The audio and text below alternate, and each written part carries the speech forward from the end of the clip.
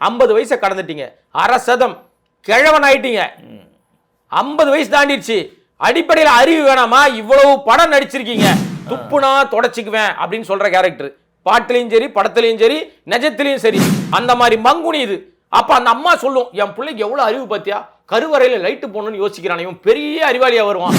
ஒரு கன்றாவியம் தெரியல, எழுதி கொடுத்த ஒரு இழவும் தெரியாம எழுதி கொடுக்குறானுங்க. இவனுங்களை மாதிரி ஆட்களை கூட வச்சுக்கிட்டு இது எங்க தேர போகுது? இது எப்படி என்னத்த ஆட்சி? முதலமைச்சரா உட்கார்ந்துருவேன், எப்படி உட்கார்ந்துருவே நீ முதலமைச்சரா? அங்க உனக்கு ஓட்டு வேணாமா? ஆட்சியை பிடிப்போன்ற எப்படி பிடிப்ப? ஒரு ஆட்சியை கூட உன்னால பிடிக்க முடியாது. ஒற்றன் செய்தி நேயர்களுக்கு வணக்கம். வணக்கம் கொடங்கே. வணக்கம் வணக்கம் ஒற்றன், சொல்லுங்க. அப்படியே பரபரப்பா இருப்பீங்களே இன்னைக்கு. ஏன் என்னாச்சு? 10 நிமிஷம் ஸ்பீச்சை பார்த்துருப்பீங்க, நடந்த கலவரம்லாம் பார்த்துருப்பீங்க. யாரை பத்தி சொல்ல தெரியுதா? 10 நிமிஷம் ஸ்பீச்சா? என்னங்க நீங்க என்னங்க பேசினாரு? எழுதி வச்சுதான் படிச்சுட்டு வந்திருக்காரு. சாரி, அதை படிச்சுட்டாரு. படிச்சாருல, அப்படி சொல்லுங்க, அப்படி பேசி பழகுங்க அந்த மாதிரி. அப்புறம் இன்னொன்னு கேள்விப்பட்டேன், நம்ம பேச்சு போறதுக்கு முன்னால ஒருத்தர் எஸ்கேப் ஆமே, அந்த பொதுச் செயலாளர் புஷி ஆனந்தன் இருக்காருல்ல, அவங்க ஊர் தானது. ஆமா ஆமா, காய்ச்சி மூச்சு அந்த எஸ்பி கத்தணும், அந்த லேடி எஸ்பி கத்தணுன்னு, ஐயோ அம்மா துண்டக்காரன் துணியக்காமன்னு ஓட்டாராமே. ஆமா, இப்போ கேங்க, ஏற்கனவே அதை வந்து ஈஷா சிங்னு அந்த அவங்க நார்த் இந்தியன் போல இருக்கு, செம்ம போல்டு. அவங்க தெளிவாக சொல்லிட்டாங்க, பாதுகாப்பை பற்றிலாம் என்கிட்ட கிளாஸ் எடுக்காது நீ, எங்களுக்கு தெரியும். 40 பேர் 41 பேர் செத்த கதையெல்லாம் தெரியாதா உனக்கு? 41 பேர் கொண்டவங்க. அதனால அதெல்லாம் காம்ப்ரமைஸ் பண்ண முடியாது, நீ கிளம்புட்டாங்க. கிளம்புன்னு சொல்லல, பேசின பேச்சு தெரிச்சு ஓடி போயிட்டாரு புசி.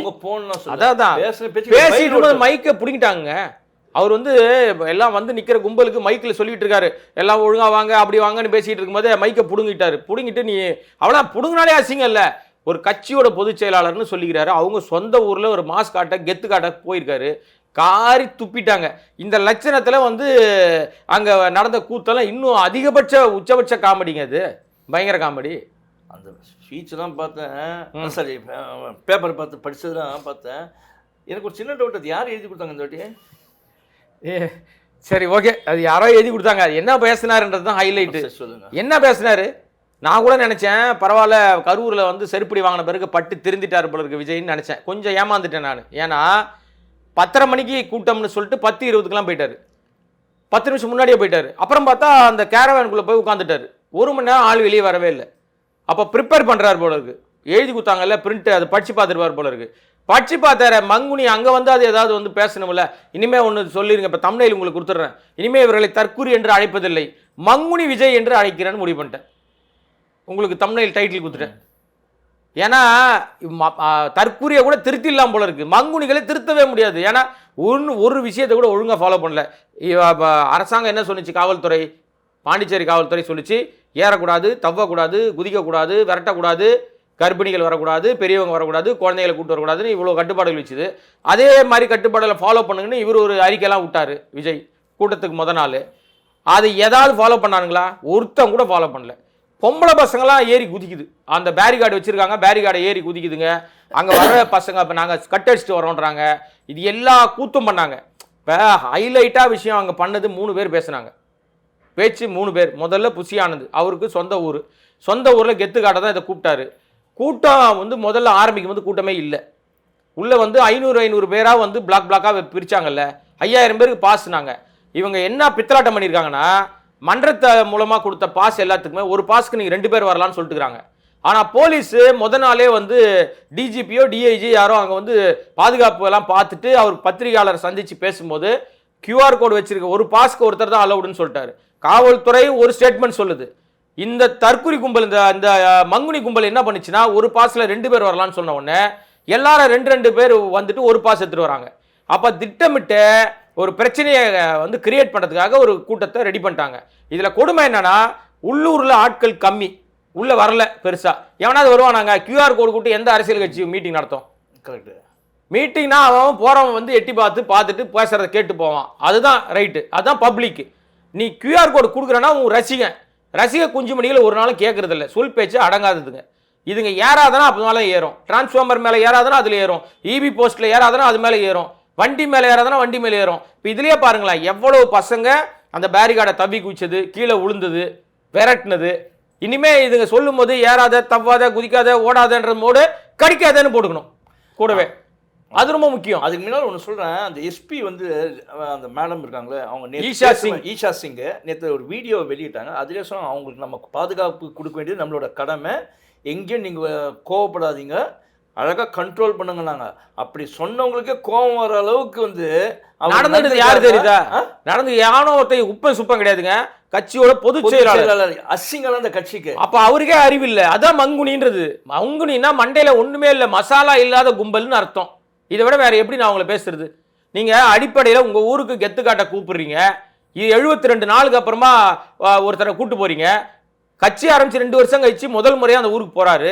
அப்ப அந்த ஊர்ல அந்த ஊருக்கு என்ன தேவையோ, அந்த ஊருக்கு என்ன அரசியல் பேசணுமோ, அந்த ஊர் என்ன மாதிரியான அரசியல் இருக்குதோ, அங்க யார் ஆளுங்கட்சியோ, அங்க மக்களுக்கு என்ன பிரச்சனை இருக்கோ அதுதானே பேசணும். உண்மை. இந்த மங்குனி என்ன பேசிச்சு? ஆரம்பிக்கும் போது ஒன்றிய அரசுன்னு ஆரம்பிச்சுது. நான் கூட யோசித்தேன், பரவாயில்ல ஒன்றிய அரசுன்னு ஆரம்பிக்கிறாரு, சரி ஏதோ பேச போறாரு போல கவனிச்சா அப்புறம் தான் இருக்குது கூத்து.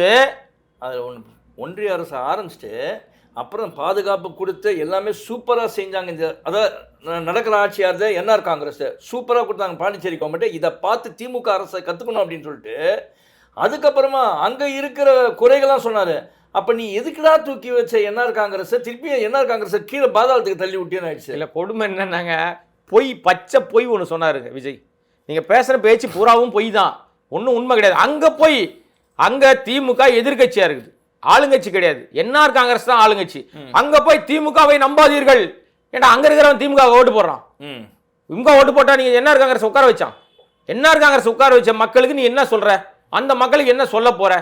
திமுக எதிர்ப்பு தப்பு இல்லை, உன்னுடைய பிரதானமான கோரிக்கை அதுதான். தமிழ்நாட்டு மக்கள் புரிஞ்சுங்கன்னு நீ போய் பாண்டிச்சேரியில் சொல்ற. மாநிலம்னு பேசுற, அடிப்படையில் மாநிலமா அது? அது யூனியன் டெரிட்டரிங்க, அதுதான் யூனியன் பிரதேசம். இன்னொரு விஷயம், நாடு முழுக்க கோவாவா இருக்கட்டும், இந்த இதுவா இருக்கட்டும், இன்னும் சில பகுதிகள்லாம் எல்லாமே யூனியன் டெரிட்டரியா இருக்கிற எல்லாத்துக்கும் அதிகார மையம் எதுனா டெல்லி. டெல்லி உள்துறை தான் நான் சொல்ல வந்தேன். டெல்லி தான் உள்துறை, அங்க இருக்கிறது தான் இங்க ரூல் பண்ண முடியும். கவர்னர்களுக்கு தான் பவர் ஜாஸ்தி. நீ ஒரு பில்லு பாஸ் பண்ணனா கூட நீ போய் கவர்னர்கிட்ட போய் நிக்கணும். கவர்னர்னு அங்க போய் அவங்ககிட்ட தான் நிக்கணும் நீங்க. அப்ப நீ பேச வேண்டிய பேச்சு பூராவும் பாஜகவையும், நீ சொல்லுவல பாசிச பாஜக, அவங்கள தான் பேசணும். ஏன்னா அவங்க தான் ஆட்சியில் இருக்காங்க, ஒன்றியத்தில் அவங்க தான் இருக்காங்க. என்ஆர் காங்கிரஸ் முதலமைச்சர் என்ஆர் ரங்கசாமி டம்மி, அவர் என்ன நினைச்சாலும் செய்ய முடியாது, காசு கிடையாதுங்க. பணம் கொடுக்கறது எல்லாமே ஒன்றிய அரசாங்கம் தான் கொடுக்குது. பாண்டிச்சேரியை நாசம் பண்ணி வச்சிருக்காங்க. அதை பத்தி பேசுறதை விட்டுட்டு அங்க போய் திமுகவை நம்பாதீங்க. அப்புறம் என்ன பேசினார் தெரியுமா? என்ன சொன்னா பொய்ன்றது எல்லாமே பொய். அதுல பிரதானமான பொய் ரேஷன் கடையா இல்லைன்னு பாருங்க, அதான் உலகமகா பொய். இதுக்கு நீங்களும் நானும் பதில் சொல்ல வேணாம். நமச்சிவாயன் ஒரு மந்திரி இருக்கார், என்ஆர் காங்கிரஸ்ல தான் இருக்காரு. நமச்சிவாயன் ஒரு மந்திரி இருக்காருல்ல, அந்த மந்திரி பதில் சொல்லிட்டாரு. யாருங்க எழுதி கொடுத்தா விஜய்க்கு? உருப்படியா எழுதி தர மாட்டாங்களா? இங்க ரேஷன் கடையா இல்லைன்னு பேசுறாரு. ரேஷன் கடைலாம் இருக்குது. ரேஷன் கடையோ ரேஷன் அட்டையில எனக்கு எந்த பொருட்களும் வேணான்னு சொல்றவங்களுக்கு எதுவும் கொடுக்க மாட்டாங்க. அரசாங்கம் இல்ல அரசாங்கம் காசா கன்வெர்ட் பண்ணி அவங்க அக்கௌண்ட்ல போடுது. ஓ அப்படியா? பாண்டிச்சேரியில இந்த அடிப்படை அறிவில்லாத மங்குனி என்ன சொல்லுது? ரேஷனே இல்லைன்னு சொல்லுது. ரேஷன் கடை இருக்குதாங்க, ரேஷன் இருக்குங்க, அடிப்படையில் இருக்கிறவங்க வாங்குறாங்க. ஒருவேளை எனக்கு ரேஷன் எந்த பொருளும் வேணாம், ரேஷன் விஷயங்களே வேணாம், எனக்கு ரேஷன் கார்டே வேணான்னு சொல்றவங்களுக்கு அவங்களுக்கு அரசாங்கம் அவர்களுக்கு மட்டும் இங்க இந்த ஒயிட் கார்டுன்னு ஒன்று கொடுக்குறாங்க பார்த்தீங்களா, சலுகைகள் வேணான்றுவாங்க. ஆனா அவங்களுக்கு ரேஷன் அட்டை இருக்கும். ஆமா, வாக்குச்சீட்டுக்கு போறதோ வாட்டவர் வேற ஏதோ ஒரு விஷயத்துக்கு அந்த கார்டை பயன்படுத்துவாங்க, அடையாள அட்டையா பயன்படுத்துவாங்க. அந்த மாதிரி அங்க ஸ்கீம்ஸ் எல்லாம் வரும்போது சென்ட்ரல் கவர்மெண்ட் ஒன்றிய அரசாங்கம் அவர்களுக்கு தேவையான காசை பணமாக அவங்களுடைய அக்கௌண்ட்ல போடுது. இது பாண்டிச்சேரி மாதிரியான யூனியன்ல வந்து யூனியன் டெரிட்டரியில எல்லா இடத்துலயும் அதான் நடக்குது. இந்த அடிப்படை அறிவு தெரிஞ்ச அரசியல் தெரிஞ்சாதானங்க பேசும் இந்த மங்குனி. ஒரு கன்றாவியம் தெரியல, எழுதி கொடுத்த ஒரு இழவும் தெரியாம எழுதி கொடுக்குறானுங்க. இவனுங்களை மாதிரி ஆட்களை கூட வச்சுக்கிட்டு இது எங்க தேர போகுது? இது எப்படி என்னத்த ஆட்சி? முதலமைச்சரா உட்கார்ந்துருவேன், எப்படி உட்கார்ந்துருவேன் நீ முதலமைச்சரா? ஆட்சியை பிடிச்சிருவேன். இன்னொரு பொய், பச்சை பொய் ஒன்று பேசுது. பொய் இல்ல, அடிப்படை அறிவு இல்லாத பேச்சு. எம்ஜிஆர் தமிழ்நாட்டில் 77 ஆட்சியை பிடிச்சாராம், ஓகே ரைட்டு. அதற்கு முன்னாடியே பாண்டிச்சேரியில் ஆட்சியை பிடிச்சார், சரி ஓகே. அதுக்கப்புறம் அதை பேசினியே, வரலாறு என்னன்னு சொன்னியா? ஆட்சியை பிடிச்ச எம்ஜிஆர் ஒரு மாசம் கூட தாக்கு பிடிக்கலாங்க, முடியலங்க. அதான் அவருடைய அங்கத்தே செல்வாக்கு. எம்ஜிஆர் தமிழ்நாட்டில் தான் சார், பாண்டிச்சேரியில் ஒரு மாசத்துல அவர் கதை முடிஞ்சுதாங்க.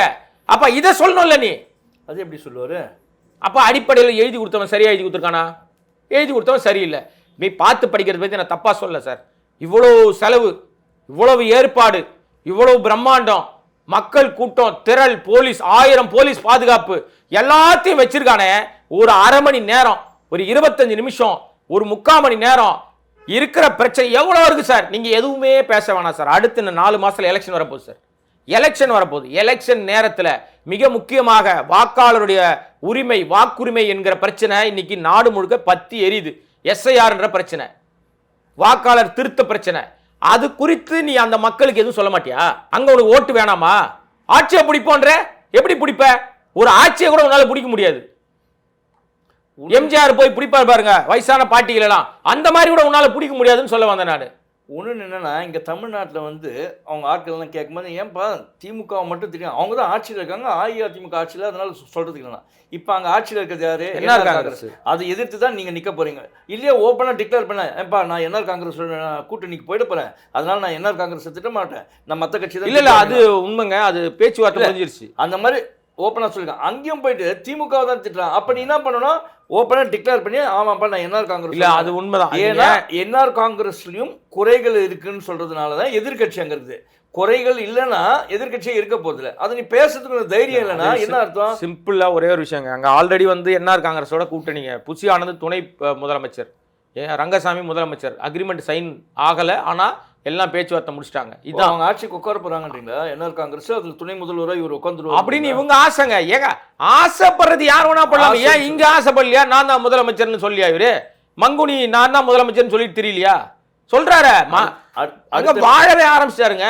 அடுத்த மீட்டிங்ல பாருங்க, நான் தான் பிரதம மந்திரின்னு வரும். அது சொல்ல மாட்டாரு தமிழ்நாட்டுக்கு. இல்ல இல்ல இல்ல இல்ல, அந்த மங்குனிகள் ஏற்கனவே ஒரு அடையாளம் கொடுத்துட்டாங்க. இதுல முரண்பாடுறேன் உங்களுக்கு, எனக்கு இதுல முரண்பாடு உண்டு. நான் சொல்றேன் கேளுங்க. பாங்காங்ல போய் செருப்படி பட்டாங்களா பாக்கலையா? சீஃப் மினிஸ்டர் ஆஃப் இந்தியான்னு சொன்ன ஒரு மங்குனியை என்ன செய்வீங்க? இதோட கும்பல் விரட்டிட்டு போச்சுல, ஒரு யூடியூபருக்கு பின்னாடி போனாங்களங்க. அங்க போய் சொல்றான் இப்படி ஒரு பதவி இருக்கான்னு எல்லாரும் அப்படியே உலகமே வியந்து பார்த்துச்சு. இந்த தற்கொலை கும்பலை பார்த்து, மங்குனி கும்பலை பார்த்து, ஆஹா இப்படி ஒரு பதவியா, பிரமாதம், அடாடாடாடாடா இப்படி ஒரு அறிவா இவங்களுக்கு. அந்த வடிவேலு ஒரு படத்துல தூங்கிட்டே இருப்பாரு, அவங்க அம்மா சொல்லுங்க என் பிள்ளைக்கு எவ்வளவு அறிவு பாரு, எவ்வளவு அறிவு, நீ எல்லாம் பெத்த தாயா, 10 மாசம் இருட்டறையில் வச்சு என்னை வந்து கொடுமை பண்ணி ஒரு லைட் போட்டியா, அங்க ஒரு இது போட்டியா அப்படின்னு கருவறைக்குள்ள இருந்த கதை சொல்லுவார் பாருங்க. அந்த மாதிரி மங்குனி இது. அப்ப அந்த அம்மா சொல்லும் என் பிள்ளைக்கு எவ்வளவு அறிவு பத்தியா, கருவறையில லைட்டு போடணும்னு யோசிக்கிறான், இவன் பெரிய அறிவாளியா வருவான்.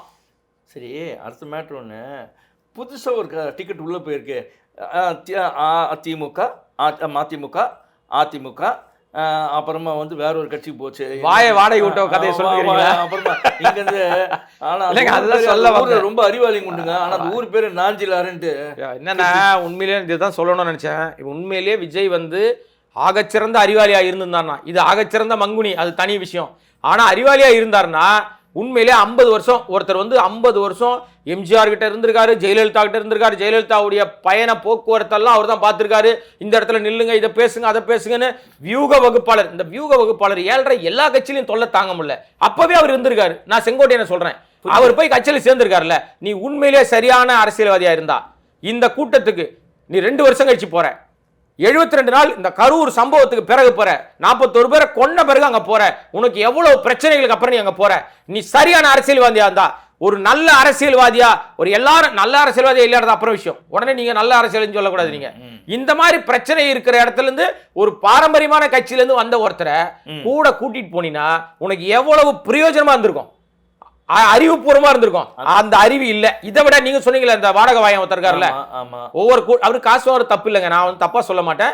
அவர் இங்க அஜந்தா என்னன்னா, அவருக்கு வந்து ஒரு கூட்டத்துக்கு 2 லட்சம் ரூபாய், ஒரு கூட்டம் பேசணும் 2 லட்சம் ரூபாய், தமிழ்நாடு முழுக்க சுற்றுப்பயணத்துக்கு போய் திட்டம் போட்டாரு எங்க அண்ணன். அப்ப ஜாயினிங்க்கு எதுவும் கொடுக்கலையா? ஜாயினிங் தனி காசு, அது தனி, அது ஆதரவு வந்து பேசி செட்டில்மெண்ட் ஆயிடுச்சு. இந்த ஒரு கூட்டத்துக்கு 2 லட்சம் ரூபாய், ஒரு கார், நீ எந்த கார் வேணா கொடுக்கலாம். அவர் இனோவா கார் தான் ரொம்ப பிடிக்கும் அவருக்கு. ஆனா என்ன கார் கொடுக்க போறாங்கன்னு தெரியல, ஒரு கார் அவருக்கு கொடுக்க போறாங்க ஆக மொத்தம். சோ இதெல்லாம் பேச்சுவார்த்தையில கமிட் பண்ண ஆனவர் தான் போய் பார்ட்டி வந்து துண்டை மாத்தி இருக்கு. துப்புனா தொடச்சிக்குவேன் அப்படின்னு சொல்ற கேரக்டர் பாட்டிலையும் சரி, படத்திலையும் சரி, நிஜத்திலையும் சரி, கலர் மாத்திட்டே இருப்பாரு அந்த நாஞ்சில் சம்பத். இவர் அட்லீஸ்ட் இவர் மாதிரி ஆளுங்களெல்லாம் அங்க கூட்டு போனீங்கன்னா பேசுறதுக்கு ஒரு 10 நிமிஷம் எதையாவது பேசி தொலைச்சிருக்கோம்ல. எதையாவது உளறு, நீ மட்டும் உளறலா, இதுவும் எங்க முழுக்க உளறல் தாங்க அங்க பேச்சு. என்ன சொன்னாருங்க அந்த உளருடைய உச்சகட்டம் சொல்றேங்க. தமிழ்நாடும் பாண்டிச்சேரியும் ஒண்ணு, இது அறியாத வாயில மண்ணு, ஒரு படத்துல சொல்லுவாங்கல்ல. ஏன்னா தமிழ்நாடு மாநிலம், பாண்டிச்சேரி யூனியன் பிரதேசம். தமிழ்நாட்டில் திமுக ஆட்சியில் இருக்கு, பாண்டிச்சேரியில ரங்கசாமி ஆட்சி. ரங்கசாமி யாரோட கூட்டணி போட்டிருக்காருன்னா ஒன்றிய அரசாங்கத்தோட, பாஜகவோட கூட்டணி. இப்ப நீ பாஜகவை திட்டினா ரங்கசாமி திட்டுறதாகும், பாஜகவை பேசவே இல்லைன்னா ரங்கசாமியை புகழ்ந்து தள்ளுற. அப்ப பாஜகவை மறைமுகமா புகழ்ற. அப்ப நீ யாரு? பூனைக்குட்டி வெளியில வந்துச்சு. நீ பூனைக்குட்டி கூட கிடையாது, நீ எலி. பாத்துங்க, இதாவது நீங்க பொந்துக்குள்ள ஒளியிறது எலி, இது புலின்னு சொல்லிட்டு ஏமாத்துது. நீச்சல் தெரியாத ஒரு மிருகமோ ஏதோ ஒன்று கிணத்துக்குள்ளேயே எதுவும் விழுந்துச்சான், என்ன பண்ணுறதுன்னு தெரியாதுன்னா அந்த மாதிரி ஒரு வார்த்தையை விட்டுட்டாரு. அதை மத்திய அரசை திட்டுறதா மாநில அரசை திட்டுறதான்னு தெரியாம ஏங்க அங்க போய் திமுக திமுக பார்த்து தெரிஞ்சுக்கோ. இதை இங்க காவல்துறைக்கு நன்றி சொன்னாருங்க. கரூர்ல வந்து மீட்டிங் ஆரம்பிக்கும் போது காவல்துறைக்கு மிக நன்றி, நீங்க மட்டும் இல்லைன்னா நாங்க இங்க உள்ள வந்திருக்க முடியாது, வந்தாங்க எங்களை வந்து பத்திரமா உங்களால் தான் நான் இங்க வந்து சேர முடியுது நன்றி சொல்லிட்டு அப்புறமா அரசாங்கத்தை திட்டினேன், காவல்துறை திட்டினேன் எல்லாம். அதே மாதிரி தான் இங்க காவல்துறைக்கு நன்றி, பாத்துங்களா காவல்துறையோட பாதுகாப்பு அழகா நாங்க மெயின்டைன் பண்ணாங்கன்னு சொல்லிட்டு அதுக்கப்புறம் பாத்தீங்கன்னா என்ஆர் காங்கிரஸ் திட்டல, திமுக திட்ட ஆரம்பிச்சிட்டாரு. முட்டா பையன். அது என்னன்னா அரிப்படுத்தவன் சொரிஞ்சுக்கிட்டே திரிவான் தெரியுமா, சிறங்க பிடிச்சவன் கையில பாத்தீங்கன்னா சொரிஞ்சுக்கிட்டே திரிவான். அந்த மாதிரி திமுக அரிப்பு திமுக அரிப்பு திமுக அரிப்புன்னு தூக்கத்திலையும் சரி மண்டை முழுக்க மசாலா கிடையாது, எதுவுமே இல்ல. மங்குனிக்கு திமுக எதிர்ப்பு மட்டும்தான் இருக்கு. நான் என்ன சொல்ல வரேன், திமுக எதிர்க்கிறத பத்தி நான் குறைய சொல்லுங்க, திமுக எதிர்ங்க, ஆனா ஆரோக்கியமான அரசியல் பேசுங்க. திமுக தப்பு பண்ணுதுன்னு வச்சுங்களேன், ஒரு உதாரணத்துக்கு தப்பு பண்ணுதா சொல்லி காட்டு, என்ன வேணா சொல்லுங்க. திமுக மீது நீ என்ன பண்ண போறேன்னு சொல்லணும்ல. இப்ப பாண்டிச்சேரி எடுத்துங்க, பாண்டிச்சேரியில சொன்னாரு, பாண்டிச்சேரியில ஒரு ஐடி கூட இல்ல, ஒரு ஐடி நிறுவனம் கூட இல்லையே அப்படின்னு நீ வந்து கவலைப்படுறிய. அதான் இல்லன்னு தெரியுது இல்ல. நான் ஆட்சிக்கு வந்தா நான் வந்து அதை வந்து உங்களுக்கு வந்து கொண்டாடுவேன், சொல்லணுமா வேணாமா? அதானே கரெக்டான அரசியல்வாதி அழகு. சொல்லல நான் வந்தேன்னா இதையெல்லாம் மாற்றாக செய்வேன், நான் இதை செய்வதற்கு தயாரா இருக்கேன், நீங்க என்னைக்கு வாக்களிங்க. ஒரு வார்த்தை வரல. ஏன்னா உனக்கு அரசியல் தெரியாது. உன்னை வந்தவன் பூரா வேடிக்கை பார்க்க வந்தவன். பெண்கள்லாம் வந்தாங்க, அந்த இளம் பெண்கள்லாம் பேரிகார்டு எகிரி குச்சி போதுங்க, இதுங்கெல்லாம் காலேஜை கட்டடிச்சுட்டு வந்தேன்னு சொல்றாங்க. எனக்கெல்லாம் நான் என்னன்னா அந்த பெண்களுடைய அப்பா ஆத்தாளுக்கு சொல்றேன், நான் இந்த சேனல் வாயிலா வீட்டுக்கு வந்தா 2 செவுட்ல அற விடுங்க. இவன் நடிக வேடிக்கை பார்க்கறதுக்கு காலேஜை கட்டடிச்சுட்டு போறீங்க, எங்க உருப்படுறதுக்கு வழி இதெல்லாம்? ஏன் நீ அதை நேரலை காமிக்கிறான, நீ அதை வீட்டில் உட்காந்து பார்த்துக்க மாட்டியா? காலேஜை கட்டடிச்சு போற அளவுக்கு இவர் என்ன உனக்கு அரசியல் கத்து கொடுத்துட்டாரு, என்ன உன் வாழ்க்கையை மாத்துறதுக்கு பண்ணிட்டாரு? நடிகரை வேடிக்கை தான் பார்த்தேன். என்ன நடந்துச்சு? ஒரு புண்ணா ஒரு ஆணியும் நடக்கலங்க. 10 நிமிஷம் வேலை, 10 நிமிஷத்துக்கு ஒரு நாள் முழுக்க காவல்துறை வந்து 2 நாளா 3 நாளா போராடுறாங்க. இதுல லட்சணத்துல பக்கத்துல 2 ஸ்கூலை வேற லீவ் விட்டாங்க. இவர் பெரிய அப்படியே அறிவு ஜீவியை கொட்டி முளைக்கிற போறாருன்றதுனால 2 ஸ்கூல் பிள்ளைங்களுக்கு ஸ்கூல் கிடையாது அந்த ரோட்ல, ஸ்கூல் வேற லீவு. இதுல வேற இதுல காமெடி, உச்சபட்ச காமெடி தான். எனக்கு பயங்கர ஹைலைட்டான விஷயம் என்னன்னா, ஒரே சண்டை. அந்த எஸ்பி அந்த அம்மா நின்னாங்கல்ல அந்த கேட், மெயின் கேட்ல ஒரே சண்டை போட்டுக்கிறாங்க எல்லாரும். பாஸ் இல்லைன்னா உள்ள போவோம் ஆய்வுன்னு ஒரே கலாட்டம் நடந்துருக்குது. அந்த அம்மா அனுமதிக்க மாட்டேங்கிறாங்க. ஒரு பிரச்சனை போயிட்டு இருக்கு. ஒரு கட்டத்துக்கு மேல இதுங்க தற்குறி, இதுக்கு வந்து மங்குனி, இதுங்க சொல் பேச்சை கேட்காது, அடங்காத கேஸுங்கன்னு விட்டாங்க. தெரிச்சு குறிச்சு ஓடுதுங்க கும்பல். ஓடும்போது பார்த்தா மீட்டிங் முடிஞ்சு அவன் கிளம்பிட்டான், விஜய் கிளம்பிட்டார். 10 நிமிஷம் தான் உள்ள போறதுக்குள்ள விஜய் போயிட்டாருங்க. இப்பதானே ஆரம்பிச்சாரு, அவ்வளவுதான் அவருக்கு சரக்கு. ஒரு 1/4 மணி நேரம் 20 நிமிஷம் 1/2 மணி நேரம் பேசுவதற்கு ஸ்டஃப் இல்லனா நீ என்ன அரசியல் பேசி என்ன பண்ண போற? கருணாநிதி ஜெயலலிதா 1 மணி நேரம் 1.5 மணி நேரம் பேச சாமர்த்தியம் இருக்கணும் சார். ஒண்ணுமே வேணாம், கேட்கற அளவுக்கு மக்கள் இப்ப யூடியூப்லயே வந்து 10 நிமிஷம் மேல கவனிக்க பண்றாங்க. இவர் எங்க கவனிப்பாங்க? ஒண்ணுமே வேணாம் சார். நீங்களும் நானும் பேசுறோம், எங்கேயாவது யாராவது எழுதி வச்சுட்டு நோட்ஸ் பார்த்துட்டா பேசுறோம் இல்ல. கேட்கிற கேள்விக்கு ஸ்பான்டேனியஸா நீங்க கூட்டத்தை பார்த்த உடனே உங்களுக்கே இயல்புலயே ஒரு அடிப்படை அறிவு வேணும். 50 வயசை கடந்துட்டீங்க, 1/2 கிழவன் ஆயிட்டீங்க, 50 வயசு தாண்டிடுச்சு, அடிப்படையில் அறிவு வேணாமா? இவ்வளவு படம் நடிச்சிருக்கீங்க, எவ்வளவோ டயலாக் எழுதி கொடுத்துருப்பான், எவ்வளவோ விஷயங்கள் நீங்க கேட்டிருப்பீங்க, கட்சி வேற நடத்துறோம்னு வரீங்க.